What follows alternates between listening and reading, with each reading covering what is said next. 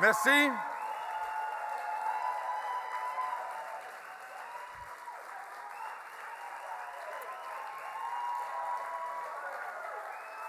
Merci.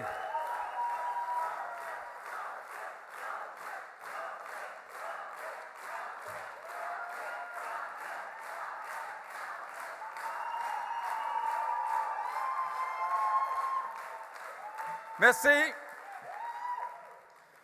Bien le bonjour. D'abord, bienvenue à Saint-Hyacinthe, si je peux me permettre de le dire, en plus et à la place de Simon-Pierre. Merci de nous accueillir. Première salutation, j'en ai pris l'habitude lors d'une série d'investitures virtuelles. Les premières salutations doivent toujours aller aux militantes et aux militants qui sont à la fois l'âme, le cœur et le moteur non seulement du parti, mais de ce à quoi on doit ensemble contribuer. Merci beaucoup.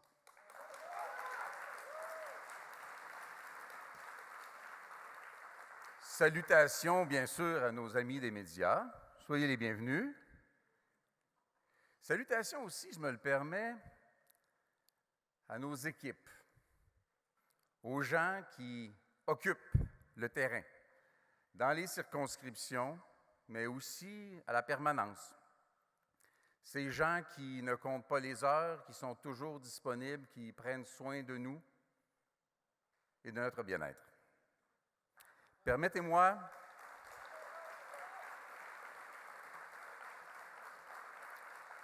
de sortir du cadre formel, la plupart d'entre vous comprendrez, pour souhaiter bon anniversaire à une collaboratrice précieuse qui ne peut pas être parmi nous, et j'ai nommé Caroline Landry.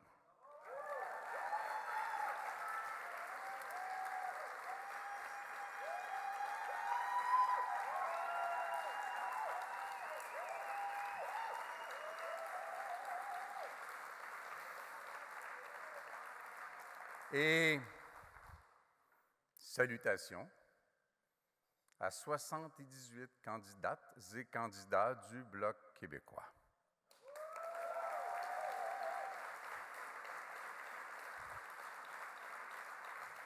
À chaque campagne électorale, sans consulter Louis Plamondon, qui répondrait clairement, on nous dit « Aurez-vous des candidats partout? » Le Bloc québécois a toujours eu des candidates et des candidats partout. Mais là, on va régler quelque chose. Aujourd'hui, on est les premiers et on est les seuls à avoir des candidats partout.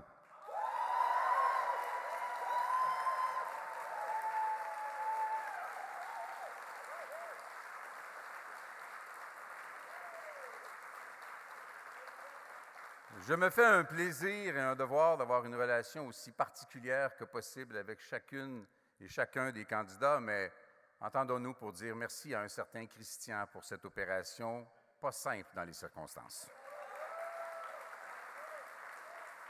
C'est pas tout d'avoir 78 candidates ou candidats, il faut qu'ils soient bons et vous l'êtes. Nous sommes clairement dans la zone de parité, mieux que la dernière fois, si près du but. Nous avons un ensemble de candidates et de candidats qui incarnent toute la diversité du Québec d'aujourd'hui.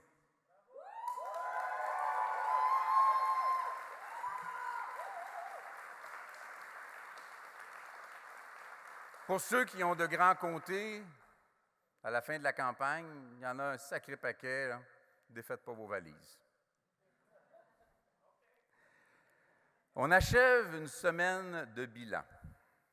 Une semaine de bilan qui était nécessaire à faire, même si ce n'est pas toujours la partie la plus agréable lorsqu'on parle de l'adversaire, mais ça a donné une espèce de cirque auquel on a assisté hier. On devait faire une semaine de bilan parce qu'une des raisons pour le moment du déclenchement de l'élection était le premier ministre Trudeau qui ne voulait pas de bilan. Quoi de mieux pour que les gens ne soient pas exposés à son bilan que de déclencher la campagne avec des chances importantes qu'il fasse beau et que ce soit la canicule. Les bulletins de nouvelles sont moins populaires que les cinéparcs. Et c'était la stratégie. Et nous adoptons notre plateforme aujourd'hui. Conséquemment, on n'allait pas révéler en vrac, tout d'un tas ou en T-shirt, ce qui est le contenu de notre campagne. Alors, on avait une semaine pour parler de bilan. Un bilan qui est nécessaire, tant le nôtre que celui du Parti libéral. Le premier ministre a insisté sur l'urgence et la nécessité d'avoir un mandat fort pour aller lutter contre la pandémie. Pour aussitôt aller se rouler dans des accolades chaleureuses, peu ou mal masquées, avec des gens qui clairement ne sont pas dans sa bulle. Le selfie sur l'épaule, les accolades. J'ai vu des ministres faire un peu la même chose. On s'est demandé un peu tout le monde, mais où est la cohérence? Où est l'urgence? Où est le drame? Moi, je peux le trouver à bien des endroits. Mais ça ne donne pas de crédibilité au motif de déclenchement d'une élection. Le Parti libéral avait 3 mandats dans le cadre de la pandémie, dont il se revendique comme grand sauveur, ce qu'il aurait dû être. Il avait le mandat de gérer les frontières. Il n'y a pas d'étoile sur le coin du cahier. On a passé l'entièreté de la pandémie dans la confusion et les retards, dans cette espèce d'objection idéologique à faire ce qu'il faut pour gérer nos frontières comme il se doit, jusqu'à maintenant, où le premier ministre ne semble pas en mesure de faire prendre son appel par le président des États-Unis et coordonner minimalement une fluidité bilatérale à la frontière comme il se doit. Il avait la responsabilité d'acheter les vaccins. On a bien vu des vaccins en décembre 2020, 250 000 vaccins. Il n'y avait même pas de quoi desservir l'île de Laval là-dedans. Mais ça permettait d'avoir des images de gens se faisant vacciner au Canada, alors qu'à bien des endroits dans le monde, dont aux États-Unis, c'était beaucoup plus avancé. Il avait la responsabilité de déployer les ressources financières requises pour faire face à une crise sans précédent. Il l'a fait. Énormément d'argent. Les grandes puissances occidentales, même plusieurs pays hors de l'OCDE l'ont fait. C'était une approche adéquate. Est-ce que ça devait venir avec, d'une part, l'octroi au Parti libéral, au Parti conservateur et au NPD de plusieurs millions de dollars qui devaient être réservés au soutien aux entreprises du Québec et du Canada? Après avoir insisté, je n'ai jamais eu de réponse. Est-ce que le Parti libéral du Canada est une entreprise en difficulté? Aujourd'hui, oui.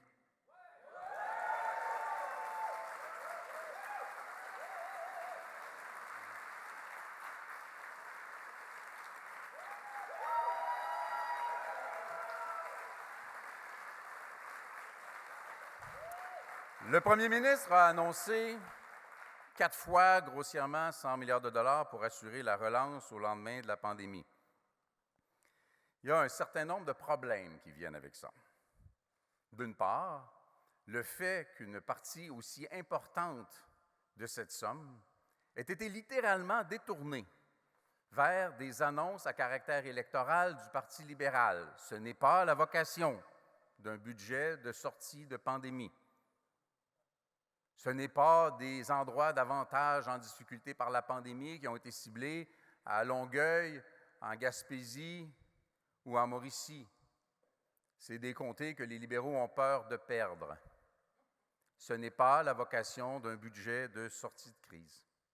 Il faut aussi anticiper, regarder avec le plus grand sérieux l'impact d'un tel endettement pour l'État.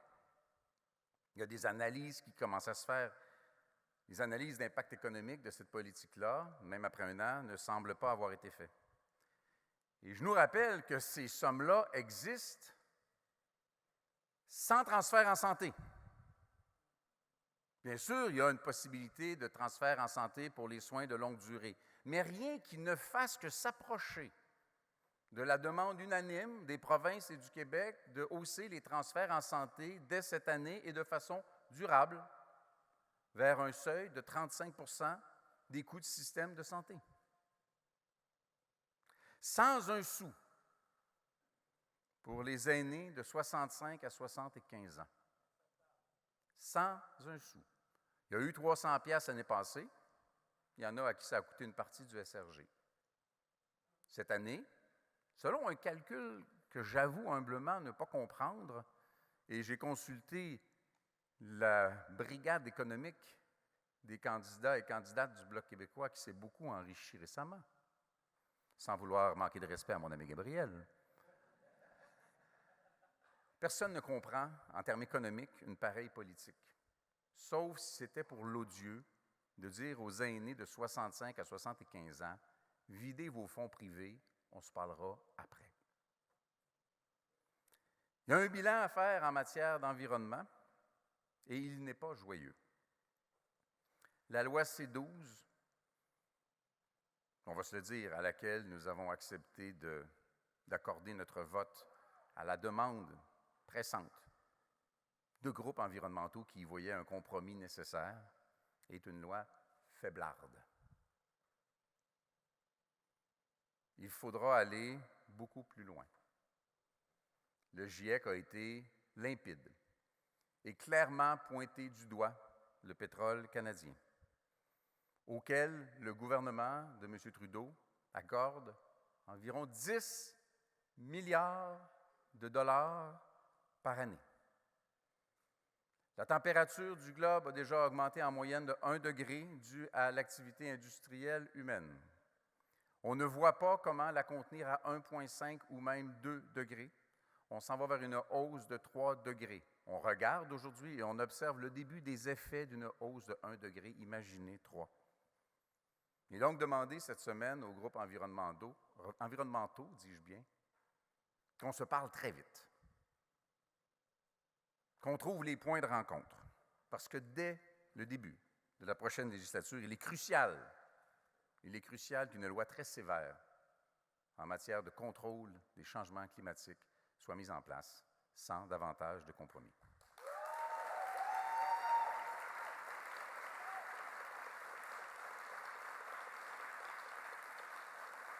On va en sauter des bouts, puis on va revenir. Le bilan du Bloc québécois. Là, il est assez public, là. Désolé pour Mme Joly.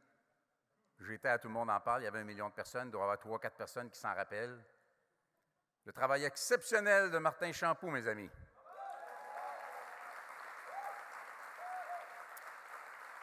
C10, qui était une canisse vide, est devenue porteuse de protection de la propriété canadienne des entreprises, de promotion de la nouveauté parmi les artistes et de protection des ratios, de la présence de la musique en français sur les portails. C'était un gain majeur que les libéraux ne voulaient pas faire adopter, préférant dire que ça n'avait pas été adopté à cause des conservateurs. On leur a tiré le tapis en dessous des pieds. On a dit, écoutez, s'il le faut, ce sera le bâillon. Ils ont essayé quand même à la fin.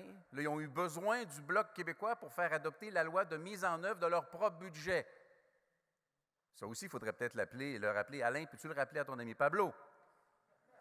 Et on a dit, vous voulez qu'on fasse adopter la loi de mise en œuvre de votre budget?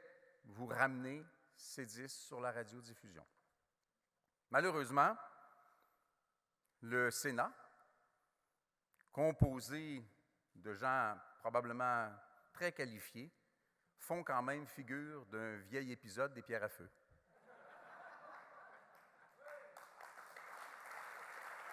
Et ils ont bloqué C10. Est-ce que les compensations aux producteurs sous gestion de l'offre auraient été versées sans la pression du Bloc québécois? Les libéraux vous diront oui. Je vous affirme que non. Je les en laisserai juges.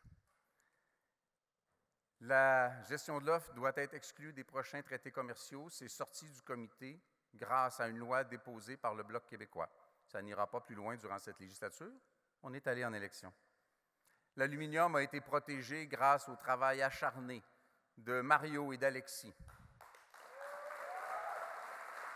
Je veux voir qui va me faire croire que c'est un succès des libéraux. Il y a une loi qui est passée en comité, qui s'en allait à la Chambre des communes pour la 3e lecture, affirmant que la Charte de la langue française allait s'appliquer aux entreprises sous juridiction fédérale. Oups, on s'en va en élection. Mais il y a une motion qui a été adoptée par une écrasante majorité de députés qui peut-être ne sont pas d'accord avec nous, mais n'auraient jamais eu le courage d'affronter l'élan qu'on avait. 281 députés ont reconnu, admis, acquiescé que le Québec est une nation dont la seule langue commune et la seule langue officielle est le français.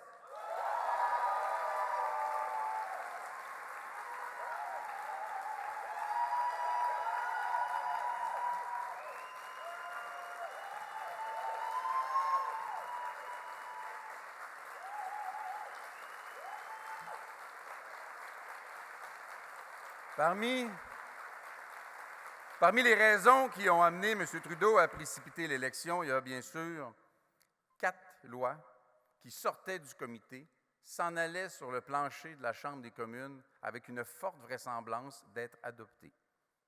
La loi Émilie sans façon. La loi Émilie sans façon garantissant 50 semaines de prestations d'assurance-emploi aux grands malades. Les libéraux n'ont pas voulu ça. La loi excluant la gestion de l'offre des prochains traités commerciaux. Les libéraux n'ont pas voulu ça. La loi mettant les régimes de retraite dans la catégorie des créanciers privilégiés en cas de fermeture ou de faillite d'une entreprise. Les libéraux n'ont pas voulu ça. Et bien sûr, la Charte de la langue française appliquée aux institutions de juridiction fédérale. Oh, que les libéraux ne veulent pas ça. Sans nous, il n'y aurait pas eu de loi sur la radiodiffusion, eût-elle été arrêtée. Le budget n'aurait pas pu être mis en œuvre et la mise à jour requise par la Cour de l'aide médicale à mourir n'aurait pas pu être réalisée. Sans nous, est-ce que le fédéral aurait plié face à ces compulsions centralisatrices et accepté de verser, je ne nous revendique pas l'entièreté du mérite, mais lorsque Québec et nous travaillons en concertation ou en parallèle, on gagne. Dans les garderies, ce seront 6 milliards de dollars sans condition versés à Québec. M. Trudeau ne dort plus. Et si Québec tient bon, et si le Bloc tient bon, pour le budget, pour les centres de soins de longue durée, ce sera la même chose.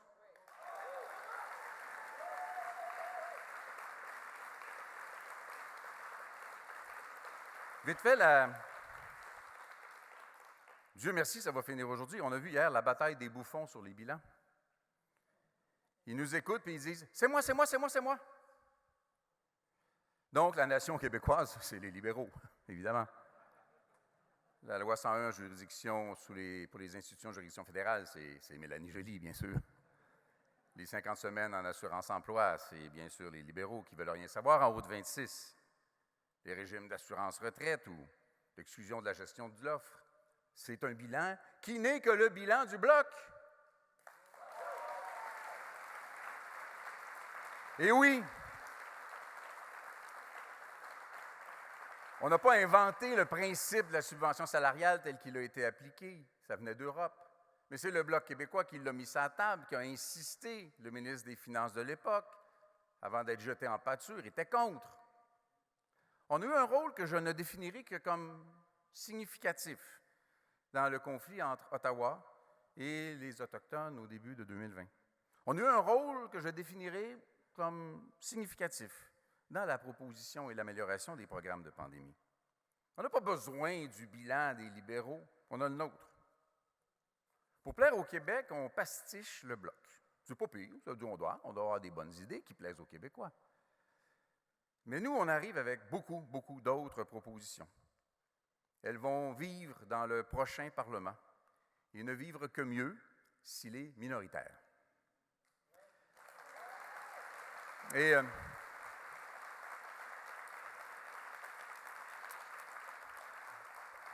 bon gars que je suis, je veux rassurer les libéraux.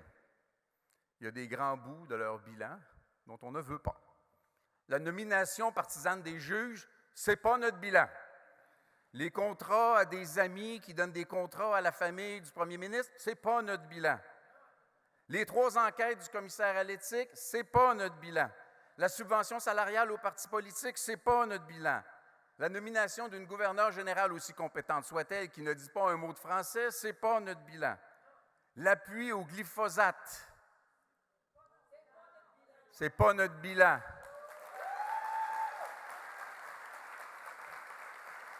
Les 40 permis de forage dans l'Atlantique, ce n'est pas notre bilan. Le refus d'accueillir les demandeurs de statut de réfugiés comme du monde à la bonne place, ce n'est pas notre bilan. Le refus de rendre obligatoire le rachat des armes d'assaut, ce n'est pas notre bilan. Le refus de traiter les nations autochtones comme des nations, ce n'est pas notre bilan. Le refus de traiter la nation acadienne comme une nation, ce n'est pas notre bilan. Le refus de s'excuser auprès des Acadiens, ce n'est pas notre bilan. Le refus de s'excuser auprès des Québécois, ce n'est pas notre bilan. Financer les adversaires de la laïcité de l'État québécois, ce n'est pas notre bilan. Non, Mme Joly et M. Rodriguez, on n'en veut pas de votre bilan. Et je pense qu'à bien des égards, le Québec ne veut pas de votre bilan. Aussi, c'est compliqué d'être conservateur. Pas facile, pas facile. Donc, pour l'aide médicale à mourir, M. O'Toole, il est contre. Il va donner le droit aux médecins qui sont contre d'être contre, mais il n'empêchera pas le Parlement. Dans l'avortement, il est pour. Même si son parti est contre, il ne fera rien. Pour la loi 21, il est contre. Mais il ne fera rien. L'aide pour le pétrole. Le pétrole, il est pour. Je pense qu'il est pour. Il va essayer de vendre ça au Québec. La déclaration d'impôt unique, écoute, il a refait le grand écart il y a 2 jours. On va se la faire, la petite histoire, là. En comité, et après ça, pour l'adoption finale de la loi, et battre tous les changements que Gabriel ramenait, parce qu'en comité, ils avaient littéralement dépecé la loi visant à assurer la mise en place de la déclaration d'impôt unique, voulue, demandée par le Québec. Bien, en comité, les conservateurs se sont abstenus pour être sûrs qu'on serait battus lorsque le NPD et les libéraux massacraient littéralement notre loi. Et rendu sur le plancher, il fallait remettre les éléments importants. Alors là, les conservateurs faisaient semblant d'être pour. Ils ont manœuvré, tergiversé pour revenir en campagne électorale puis dire on est pour, alors qu'ils ont agi en étant contre. Alors, ça sera moins long d'expliquer la position du Bloc. Le Bloc est favorable à la mise à jour de l'aide médicale à mourir. Le Bloc est favorable au droit pour les femmes à disposer de leur propre corps. Le Bloc est favorable à la loi 21. Le Bloc est favorable à la transition hors du pétrole. Le Bloc est favorable à la déclaration d'impôt unique. Le Bloc est favorable au maintien du système de garderie et que Québec touche sa pleine compensation.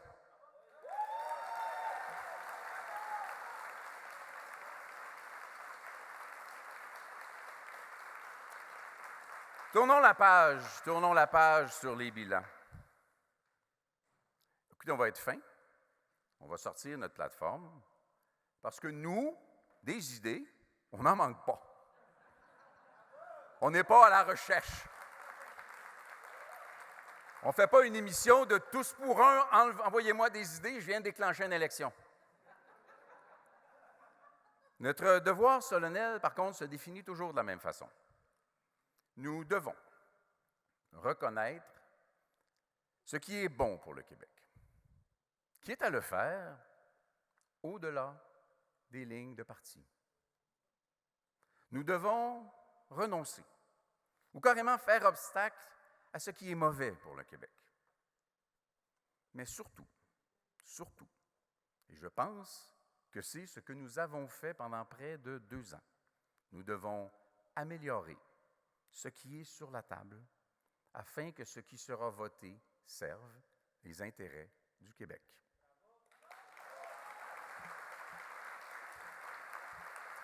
Rester fidèle à cette idée selon laquelle nous ne sollicitons pas tant un mandat d'opposition qu'un mandat de proposition.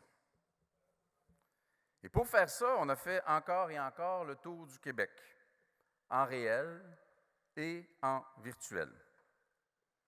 On a brassé des idées. On n'a pas vendu des idées. On n'a pas avalé des idées. On a échangé des idées, construit, discuté. Quand tu retournes 2, puis 3, puis 4 fois, tu as rencontré les milieux économiques, les idées progressent. Et on est arrivé dès 2020 avec un plan à caractère économique de sortie de pandémie. Ironiquement, le seul parti qui ne veut pas former un gouvernement canadien est le seul parti qui a déposé un plan pour sortir de la crise avant d'être en élection.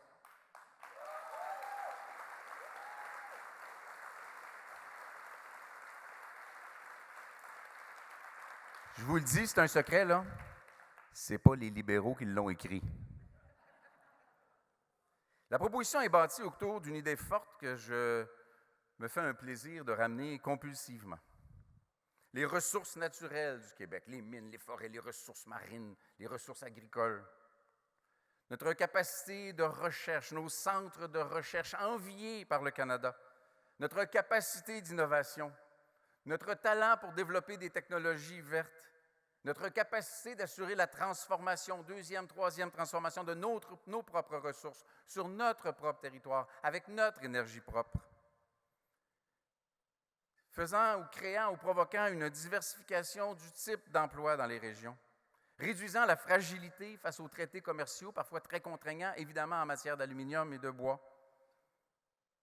assurant une hausse de la productivité, réduisant l'effet de la pénurie de main-d'œuvre.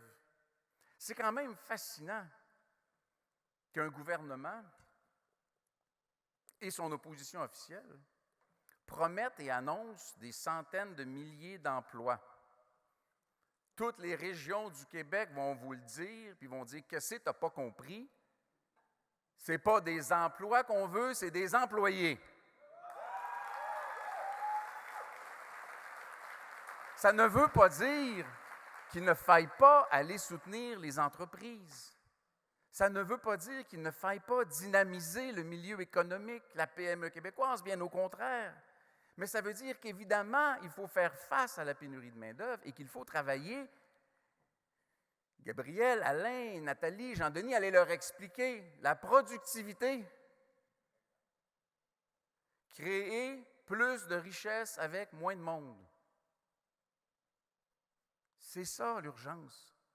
C'est à ça que les milliards doivent servir, parce que ces milliards ne reviendront pas 2 fois. Pas dresser les entreprises les unes contre les autres pour aller s'arracher les rares employés disponibles sur le marché ou qui sont déjà au travail et on leur enlève. C'est mauvais pour l'économie de partout. Aussi l'idée que promouvoir l'environnement, ce n'est pas s'appauvrir, c'est créer autrement plus de richesses. Au Québec, être environnementaliste, au Bloc, être écologiste, c'est du nationalisme économique.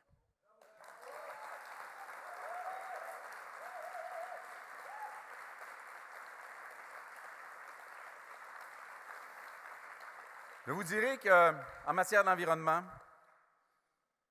le modèle que je vous ai décrit, si le Québec peut le faire, le Québec doit le faire. Les libéraux ont mis 10 milliards par an dans le pétrole de l'Ouest. Le Québec pourrait faire bien mieux avec sa part de cet argent. Et l'appel et la proposition que j'ai faits cette semaine au bénéfice de l'Alberta est sincère.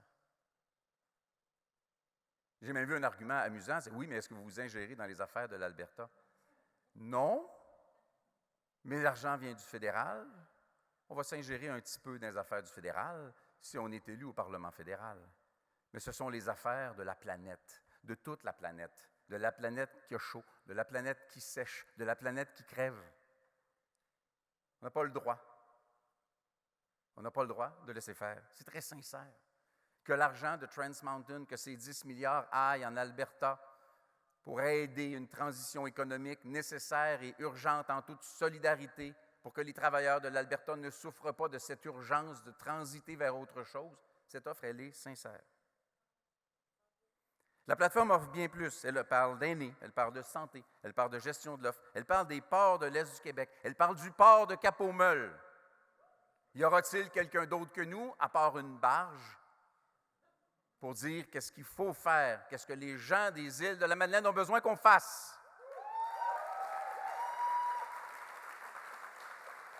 On parle anti-briseur de grève. On parle protection des retraités. On parle de 50 semaines en assurance-emploi pour les grands malades. On parle art en région. On parle tourisme en région. On parle région. On parle encore région. On parle toujours région.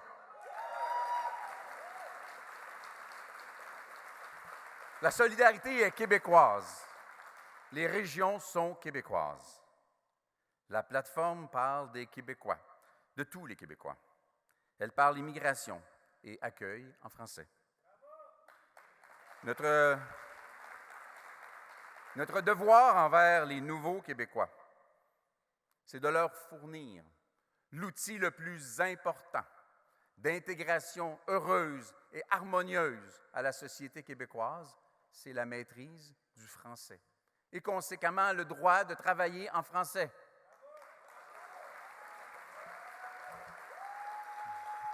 Notre plateforme parle de la véritable protection de la liberté d'expression, pas de la fausse qui censure au nom des dogmes, les dogmes qui craignent la vérité et qui surtout craignent l'histoire. Elle parle d'art et de culture, elle parle d'indépendance des médias, elle parle de diversité. Notre plateforme parle de relations d'amitié, d'alliance avec les premiers peuples avec lesquels nous partageons le territoire, dans le respect de leur histoire, dans le respect de leur mémoire, dans le respect de leurs douleurs et dans le respect de leurs espoirs.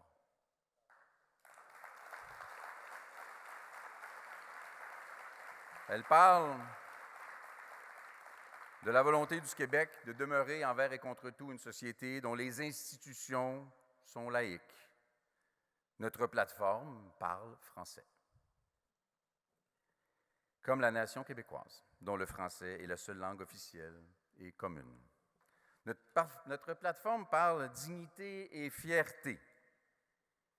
Le Québec forme une nation ouverte, progressiste, accueillante. On a trop voulu ternir notre image. Et nous, on va se le dire, on a trop laissé faire.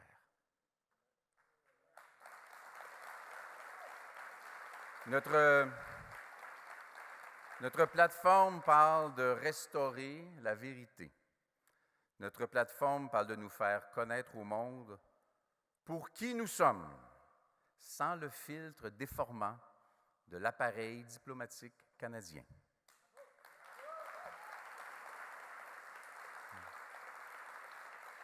L'appareil diplomatique canadien qui ne défend jamais la différence du Québec, qui tolère qu'on nous dise intolérants, qui regarde les adversaires nous dire racistes.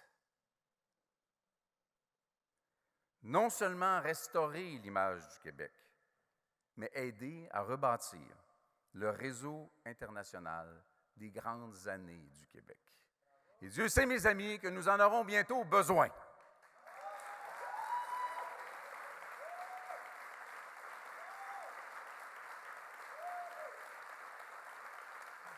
Un bilan n'a de sens que si on le complète par un projet. Le Bloc a un projet. Les libéraux en ont un autre. Le leur est pétrolier. Le leur est canadien. Le nôtre est la création de richesses, la transition écologique, la fierté d'une nation française. Notre projet, le nôtre, est québécois.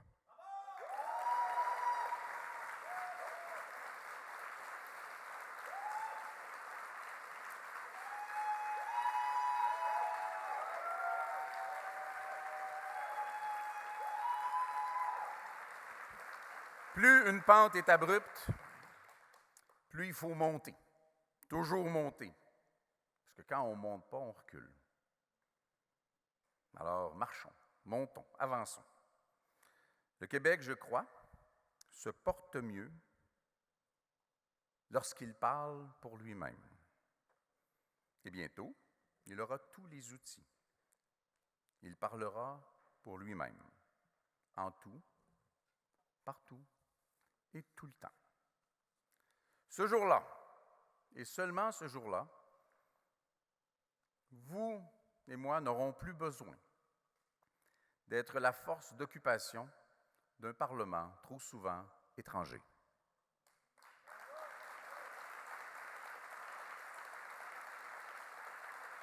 On a eu nos moments, mais maintenant, je crois que le Québec s'est bel et bien réconcilié avec le Bloc. Nous avons réussi, je crois. Nous avons réussi, je crois, à imposer la voix du Québec. Nous avons forcé tous les partis, je crois, à nous respecter. Rien n'est acquis, mes amis. Il semble que le gagnant sera décidé en Ontario. Pour nous, la différence n'est pas si grande. Mais il semble que la majorité sera décidée au Québec. Et beaucoup croient que la minorité du gouvernement a servi le Québec. Ça, c'est pas mal notre succès.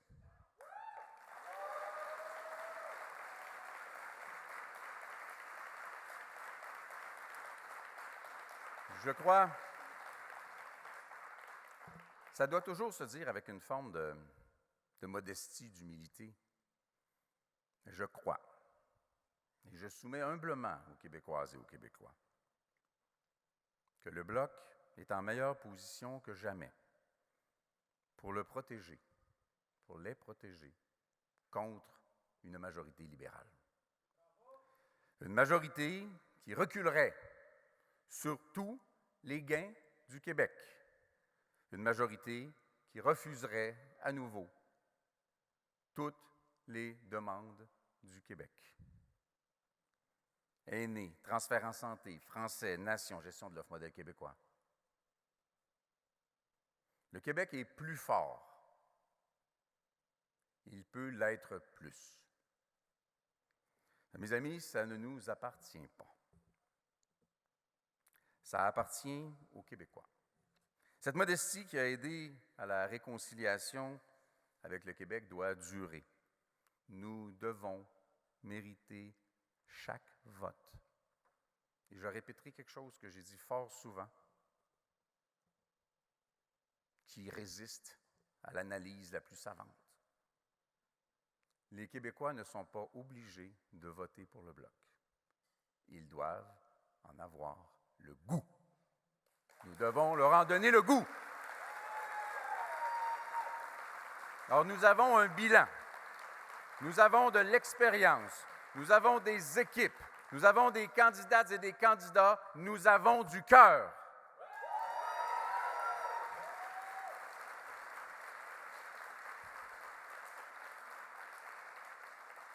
Nous, on rêve en vert.